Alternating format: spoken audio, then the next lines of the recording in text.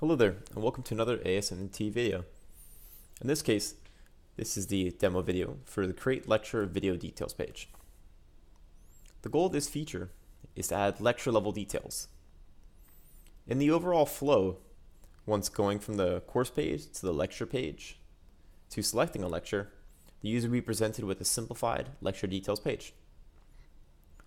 Let's go ahead and show you. So from here, starting at the course view page, clicking on a course will bring you to the lecture view page. This will show you all the lectures that are associated with this course, as well as information about the course. But by clicking on a lecture, you're presented with a simple page that shows just video details for this particular lecture. In this case, date posted, length, average time view, and completion. Currently, there's no data for the students, but that's coming in a future story. Thanks again for watching.